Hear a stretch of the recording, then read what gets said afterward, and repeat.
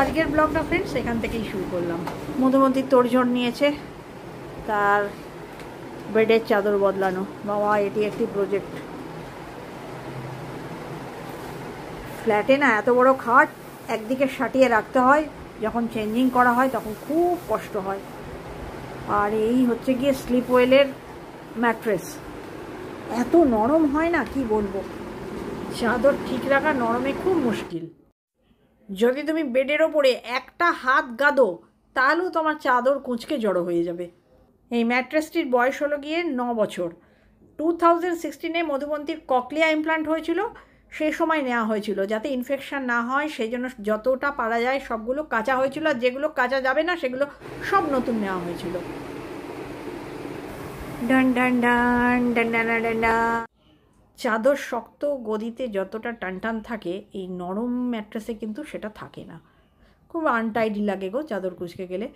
মধুমন্তী এতক্ষণ খুঁজে পাচ্ছিল না তার একটা রঙের ছিপিটা, যাই হোক সেটি খুঁজে বার করে সব কিছু টাইট টুইট করে ঢুকিয়ে রাখছে। টুট গয়া রে মধুমন্তী কা দিল ভি টুট গয়া। ব্রাশের হেড ভেঙে গেছে। আজকাল না আমি একটু অলস হয়ে গেছি গো। সবাই ঠিক টাইমলি কাজে লেগে পড়ে, তাদের দেখে মোটিভেট হয়ে তারপর আমি কাজে লাগি। আর তোমাদেরকে কি বলবো, সকাল 10টা থেকে আমি ঠিকঠাক অ্যাক্টিভ হই। চা খেয়ে বেশ কিছুক্ষণ বসেছিলাম, তারপর সবাইকে দেখে দেখলাম যে না, অনেক কাজ আছে, চলো উঠে কাজে লাগি। অ্যাকচুয়ালি ফ্রেন্ডস, বিকেলে খাওয়ার জন্য আমি মটর সেদ্ধ করেছি, তো ওই সেদ্ধ মটরই ওই বিট নুন, ভাজা মশলা, পেঁয়াজ কুচি, লঙ্কা কুচি, লেবুর রস ছড়িয়ে খাওয়া হয়। এই ভাজা মশলা করতে গেলে নাকটাকে একটু কাজে লাগাতে হয়, চোখের সঙ্গে নাক। তো ওই ভাজা মশলাটা ছিল শেষের মুখে, তাই এটা করছি। আজকে করছি ফ্রেন্ডস, মানে এই প্রথম পাতে খাওয়ার জন্য যে তেতো করি, তো আজকে তেতো সঙ্গে অন্যান্য ভেজিটেবলও দিয়ে দিয়েছি, মানে মিক্স ভেজিটেবল সেদ্ধ করে নিয়ে ভর্তা, আর তোমাদেরকে সঙ্গে নিয়েই করব। চলো রুটি করি, মানে ব্রেকফাস্টটা আমার কাছে হচ্ছে কি সব থেকে ভারী কাজ। এইটা হয়ে গেলে আবার আমার খানিকটা কি বলবো, শরীরটা হালকা লাগে।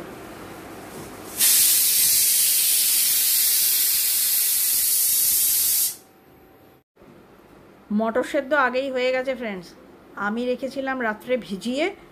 তো আমি ঘুম থেকে ওঠার আগেই শ্রেয়স চ্যাটার্জি গোটা 10 সিটি দিয়ে রেখে দিয়েছে, তো দেখলাম হয়ে গেছে। আর মটর সেদ্ধ করার জন্য শ্রেয়স চ্যাটার্জি সিটি নেয়, তার একটা কারণ আছে। কারণ আমি না একটু খাবার সোডা দিয়ে সেদ্ধ করতে দিতে পছন্দ করি না, আর শ্রেয়স চ্যাটার্জি ওটা দেবেই, সেজন্য আমার আড়ালে টপ করে করে নিয়েছে।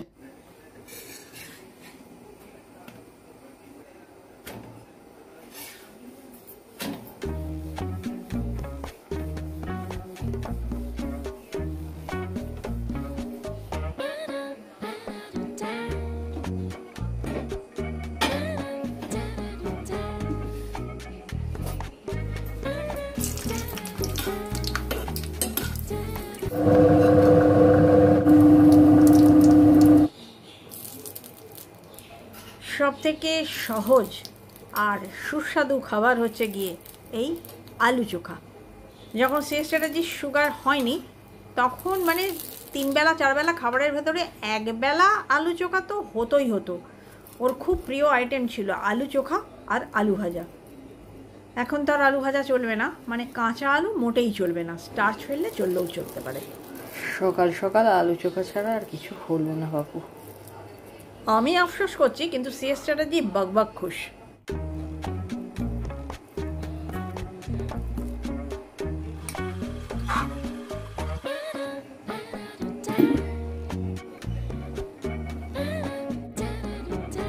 তুমিও নেবে? মেন অ্যাট্রাকশন তো ডিমের পোচ ব্রেকফাস্টের। ডিম আনতে হবে আজকে, জানো? ডিম শেষ।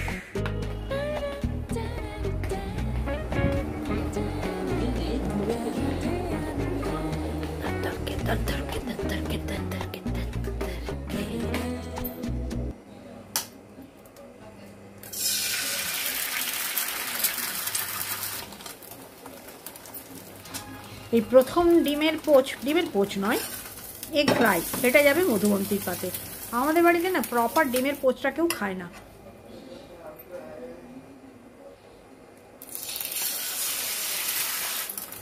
এটা CSC। চলো এই মুহূর্তে ঘরের অবস্থাটা দেখিয়ে দিই। মধুবন্তী আফটার ব্রেকফাস্ট একটু বিশ্রাম নিয়েছে, নিয়ে আবার কিছু এক্সারসাইজ করবে। দেখি যদি পারি তো তোমাদের সঙ্গে শেয়ার করব। আর আমি তুলে নেবো শুকিয়ে যাওয়া কাপড় চোপড়। আজকে সুন্দর ঝলমলে রোদ উঠেছে, কাচার দিন। এই হচ্ছে আমার এই টুকরো টুকরো করে টি শার্টগুলো কেটে রাখি। এটা হচ্ছে গিয়ে হাত মোছা, বারবার হাত ধুতে হয় তো, তো এটা হচ্ছে গিয়ে এইখানটিতে থাকে। বর্ষার পরে ঝলমলে রোদ উঠেছে, শেষ চ্যাটার্জি আর নিজেকে সামলাতে পারিনি। কাল একবার বেরিয়েছিল, অবশ্য কালকে চুলটি কাটা হয়েছে, আর আজকে বেরিয়ে পড়েছে বাজারে। অনলাইন অর্ডার দিয়েছিল লঙ্কা আর পটল, ওতে মন ভরেনি। অবশ্য যেতেই হতো ডিমটার জন্য।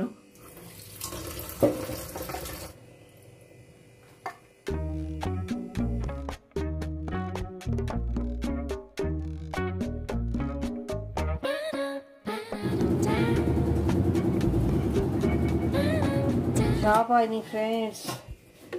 আমি আসলে ওয়াশরুমে ঢুকেছিলাম, আজকে দেরিতে ওয়াশরুমে ঢুকেছি। কারণটা হলো গিয়ে ব্রেকফাস্টটা যদি তার মানে আগে বানিয়ে না নিই তাহলে ওদের টাইমে দিতে পারবো না। আমি ওয়াশরুমে ঢুকেছি, এয়ারপোর্ট করে পালিয়েছে। তোমরা তো সবাই ভাবো শেষ চ্যাটার্জি আমাকে প্রত্যেক দিন চা করে খাওয়ায়, কি ভালো, আমার হাবি দেয় না।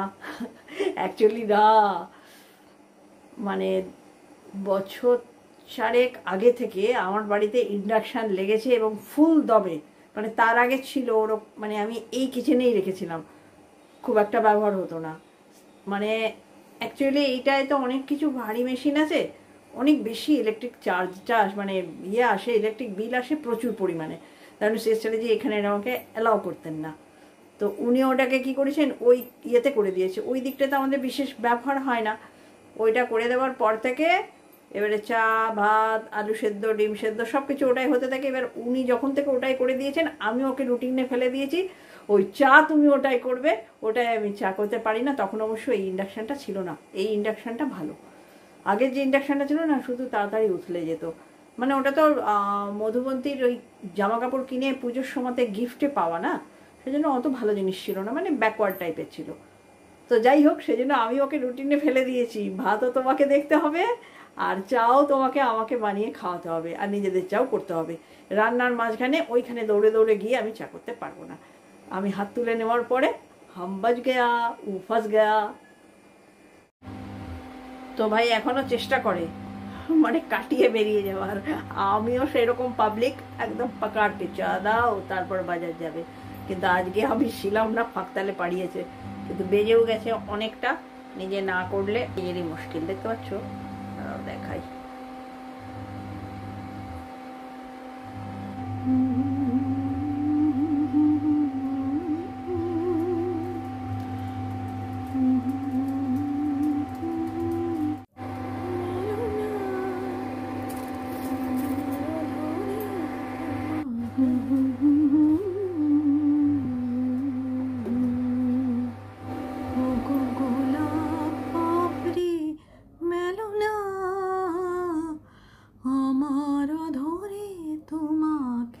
প্রথম খুব বিরক্ত হতাম যে ওই দিক থেকে চা নিয়ে এসে এদিকে চা ছাকা।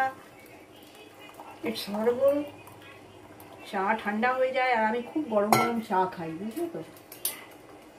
শীতকালে আমি খুব মানে বিরক্ত হতাম মনে মনে। তারপর দেখেছি বাবা বাঁচা গেছে, নিজেরা চা করে খাচ্ছে। আমার ঘর থেকে রান্নার মাঝখানে চায়ের চাপটাও মিটে গেছে 1 নম্বর। আর 2 নম্বর, আমি যে সারাদিনে একবার চা খাই, দুধ চাটা, সেটাও ওকে দিয়ে বানানো করাচ্ছি।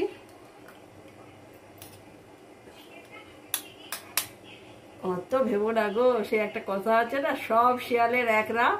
তোমার হবিও যা, আমার হবিও তাই। চাটা দেখে আবার CS চ্যাটার্জির ফ্যানেরা বলবে আঙ্কেল ভালো বানায়। অ্যাকচুয়াল না, আমি শুধু দার্জিলিং চা বানিয়েছি, নো CTC। আমি হলাম কি বাক্কা বেটি। আমার বাবা একদম শেষ দিকে এসে মানে একটু মানে নিজের হাত থেকে যখন ভাইয়ের হাতে চলে গেল তখন মাঝে মাঝে চা খেয়েছে আসাম টি। তার আগে কবি নেই, সবসময় দার্জিলিং চা। চলো চিয়ার্স। বাজারে এসে পড়েছে এটা হাঁসের ডিম আর এটা রাঙা আলু, বাকিটা খুলে দেখতে হবে। শেষ চার্জে এখনো উপরে আসেনি, গাড়িতে চার্জ লাগাচ্ছে। আমাকে বান্টি এসে দিয়ে গেল।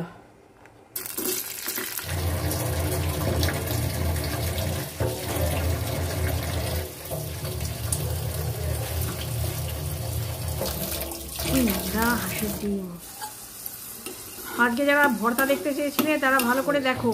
এই যে রসুনটাকে ভেজে তুলে নিলাম, এরপর বেশ কিছু শুকনো লঙ্কা ভেজেও আমি তুলে নেব। আর এইভাবেই উচ্ছে আলু ভর্তা দেখতে চেয়েছিলে এই তাদেরকে দেখাচ্ছি। মিক্সড ভেজিটেবল ভর্তাও যেভাবে করি উচ্ছে আলু ভর্তাও আমি সেইভাবে করি। আগে রসুনগুলো কুচি করে ভেজে নিতাম, এখন আরও একটু শর্টকাট। এইভাবে করে হামালদিস্তায় গুঁড়িয়ে নেবো। আর লঙ্কাগুলো ভেজেও আমি হামালদিস্তায় গুঁড়িয়ে নিচ্ছি, মানে আঙুলটাকে বাঁচাচ্ছি।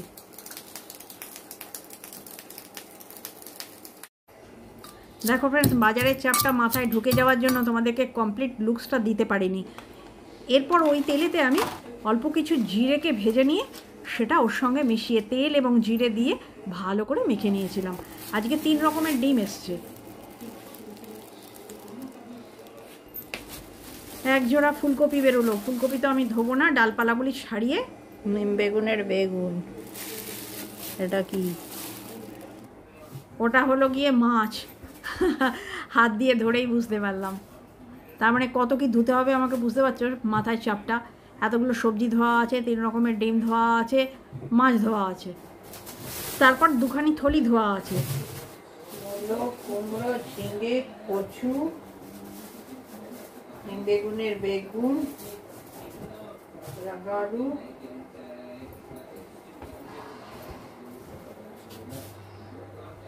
আর এই হচ্ছে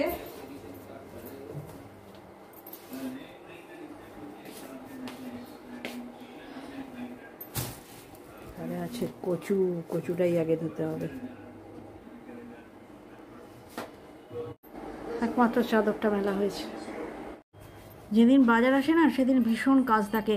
বিকেলবেলায় আবার সব শুকিয়ে যাওয়া আনাজ ব্যাগবন্দি বাক্সবন্দি করে ফ্রিজে তোলা।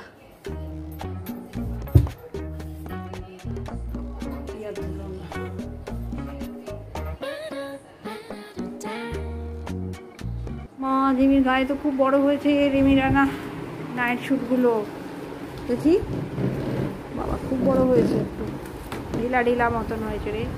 দূরে দেখা, একটু লুজ আছে। ঠিক আছে, ঠিক আছে।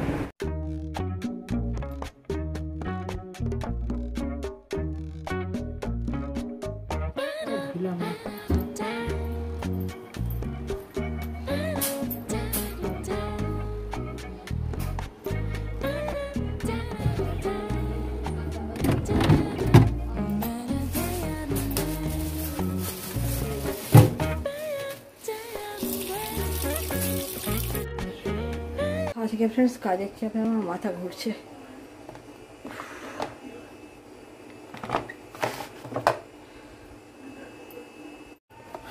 মধুমন্তির মাছটা আমি করব ইয়েতে, এয়ার ফ্রায়ারে। যেহেতু একটাই প্লাগে হয়, মানে ইন্ডাকশানে কাজ হচ্ছে, ভাত হলে তবে প্লাগটা খুলে ওতে গুজবো, সেই জন্য ওটাকে রেখে দিয়েছি, অন্য কাজ করে নি। ঝিঙের ঝাল বসাই, 5 ফোড়ন, একটু পেঁয়াজ ফোড়ন,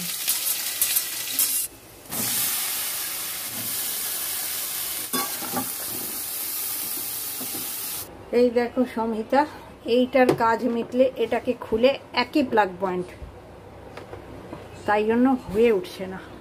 সমহিতা বলছিলে যে করছি না, আজকে করব। মধুবন্তীর মাছটা ভাজা, জায়গাও তো নেই, জায়গাটাও তো একটু করতে হবে, ওই জন্য হচ্ছে না গো। অ্যাকচুয়ালি রিমি থাকছিল, মানে 2টো মানুষ 2টো কিচেন হয়ে যাচ্ছিল। বাস্কেটও এনেছে। এই যে বাস্কেটও এনেছে, দুটো বাস্কেট এনেছে, একটা বড় বাস্কেট একটা ছোট বাস্কেট।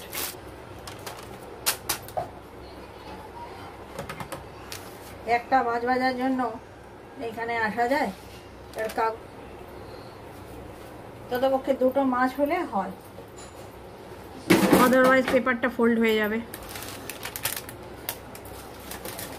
এগুলো ওই রিমিরা আসলেই ব্যবহার হবে।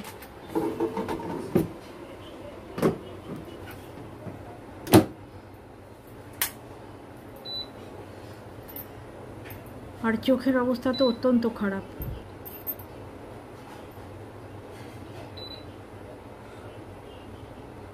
একটু কমিয়ে দিই, কারণ 6 দিই নাও স্টার্ট।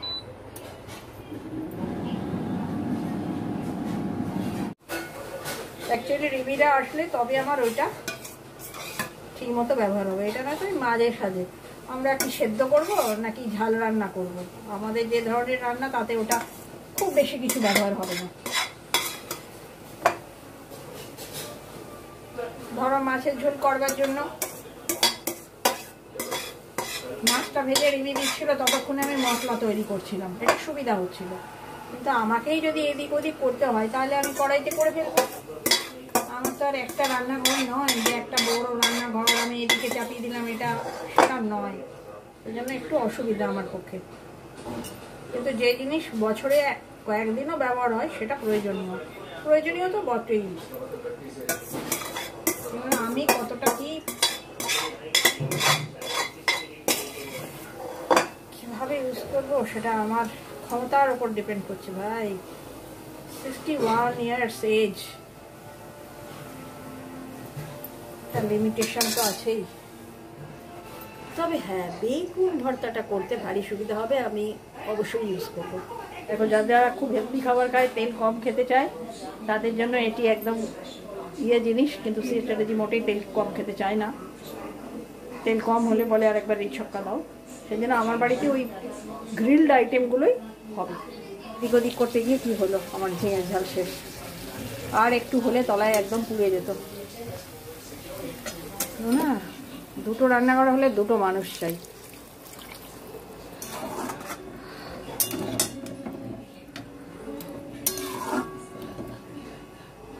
বললাম কাগজটা মরে যাবে। চলো,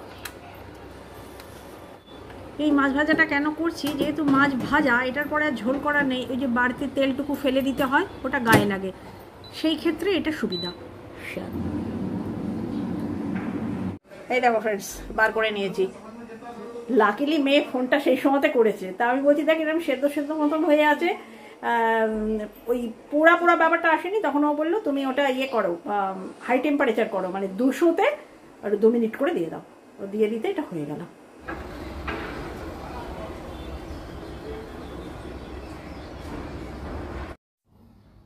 চলো ফ্রেন্ডস, লাঞ্চ টেবিল লাগিয়ে দিয়েছি, মানে এইটাই হচ্ছে গিয়ে শেষ দৃশ্য।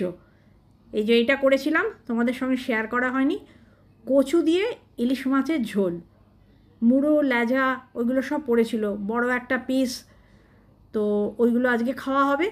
আর এই যে মিক্সড ভেজিটেবল ভর্তা যেটা তোমাদের সঙ্গে নিয়ে করলাম, আর বাকিটাও ঝিঙের ঝাল, সেটারও ফাইনাল লুকস দেওয়া হয়নি, দেখিয়ে দিলাম।